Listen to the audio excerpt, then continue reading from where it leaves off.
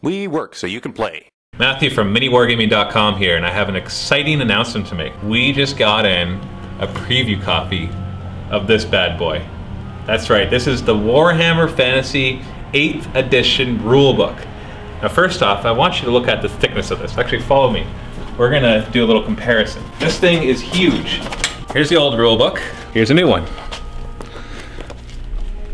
All right, so you can see the difference in size there. Now the rules are actually, I've been reading through them. We just got this literally like half an hour ago, so I haven't read through all the rules yet. I'm gonna try to give you a good synopsis of some of the rumors that have been going around. I'm sure you might have already heard from other sources. I'm sure other people have already got their preview copy because we're up in Canada, so we get it a couple days later than everybody else. But for those of you that haven't, I wanna confirm a few of the rumors of the changes in the rules. I've been reading through it and I'm really excited because I like the rule changes. There's big changes in the magic. There's changes in your army composition. There's changes in some of the core rules like measuring, and you'll see what I mean by that. Now, like I said, I've only had this book for about half an hour to 45 minutes, so if I make any mistakes, I apologize, but I will tell you what I've learned so far. But of course, you need to pre-order your copy right now. And right now on the Mini Wargaming North American site, if you pre-order this before July 10th when it releases, you can get 25% off of all the other fantasy products that you put in your shopping cart. So if you put this in your shopping cart, you'll get 10% off as normal. And then you put other fantasy items in your shopping cart, like a battalion or box sets, and then enter coupon code FANTASY10, so the number 10, so Fantasy 10, we'll put it right here. You put that in your shopping cart, then you'll get 25% off of the other items. You'll still have to, you'll be 10% off of this one and 25% off the other one, retail value. So anyways, let's put that aside. Here's, just in the brief, short period of time that I've been able to look at it, here's some of the changes that I've seen. First off, there's about 130 pages of rules in here. There's 500 and something pages in total. Only 130 of those are really rules. There's about 15 pages in the back that talk about magic items and the magic lore, so all your different spells. The rest of it is fluff, and it's really good. There's ideas for scenarios and campaigns. There's like 150 pages of storylines and army fluff. So this thing is jam-packed with information. So if you were going to play Warhammer Fantasy, sure, you can go and get the Battle for Skull Pass and you'll get the little rule book, but, or sorry, you don't want to get the Battle for Skull Pass because they're coming out with a new starter set in September. And you can get the little rule book with that, but you're going to miss out on so much good stuff. I always love to get the full hardcover rule book because they have so much good stuff in it. And it's great toilet reading too. You put this on the back of your toilet and then you can just read it whenever you're going. You can learn all the rules in no time. Anyway, that's probably something you didn't want to know, but I bet both of you, or most of you, do that. You can type in the comments and tell me if you do or not. So first off, measuring has changed, that you're allowed to measure before you do anything. If you want to shoot at somebody, you measure. No, I'm not going to shoot at them, they're not in range. If you want to charge somebody, you can measure before declaring your charge. You basically no longer have to declare things before you measure. That's a core rule. Even in 40K and the other games that Games Workshop has put out, I've never seen that happen where they say that you measure before deciding what you're going to do.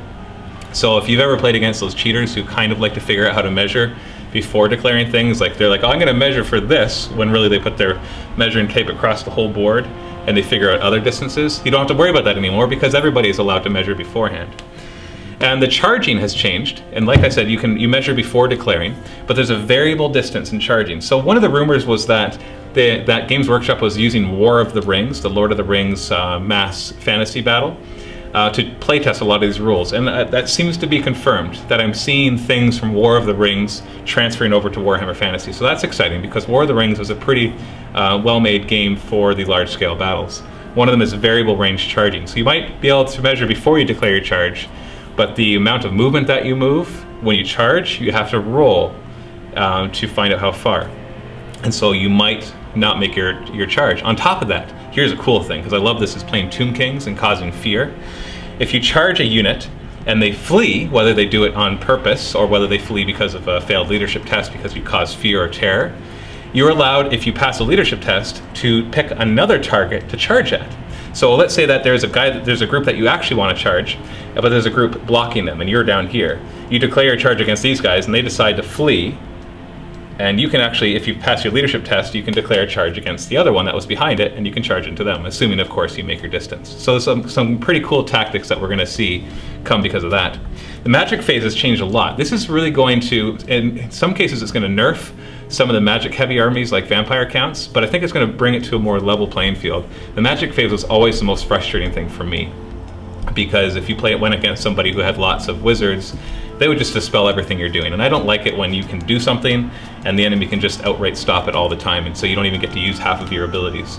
So with the magic phase, power dice are generated by a random roll rather than by the number of wizards you have. The number of wizards you have will help contribute to that, but not as much as it used to be. So even if you, now like I said, I've only read some of the rules here, so there's probably some exceptions to this, but no matter how many wizards you have, no matter how strong a magic army you have, everybody's going to have the same way to generate power dice and dispel dice. So it's going to give everybody an equal opportunity to cast spells and also to dispel spells. So it's not going to be like one army is just going to trump all magic, and another army, you know, it's like, I'm going up against vampire counts, so I'm not even going to bother to bring in any magic abilities. So that's another thing.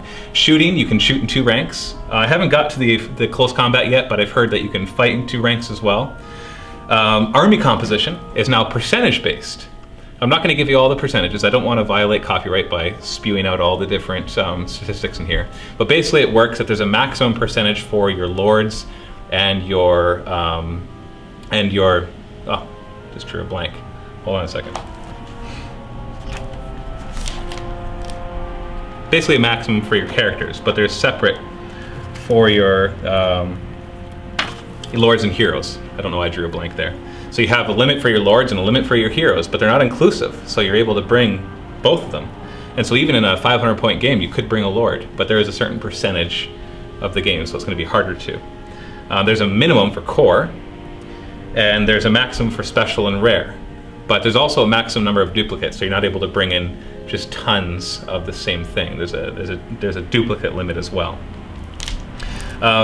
Don't have much more time here. That's all I've really gotten to look through. You need to get this if you're into fantasy. If you're currently playing 40K and you're finding that you want to try something different, fantasy I've found, I'm a 40K player. I love Tyranid. That's what got me into it. I'm also a Lord of the Rings player. Fantasy I've found to be tremendously fun, even with all the flaws, 7th edition. And on top of that, once I've been reading through this, I'm seeing those flaws getting removed. This is not just a little upgrade. That's not what I'm seeing here. I'm seeing it's a total revamp of the rules. A lot of the skeleton is still the same. Like the turn structure is still movement, magic, shooting, close combat. So the core things are staying the same, but there's so many important changes that are happening that it's really going to change the way the game is played, and it's going to make it a lot of fun. So like I said, go to store.miniwargaming.com. Unfortunately, this is for North American only. And if you order this, you'll get 10% off if you pre-order it. And then you can put other fantasy items in your shopping cart, and you enter coupon code FANTASY10, and you'll get 25% off of all those items, even if they're other pre-orders, all the different fun stuff that you can pre-order with the release of 8th edition. And be prepared for some fun fantasy stuff that we're going to be putting out on YouTube as well. So this is Matthew from Mini Wargaming. Happy Wargaming.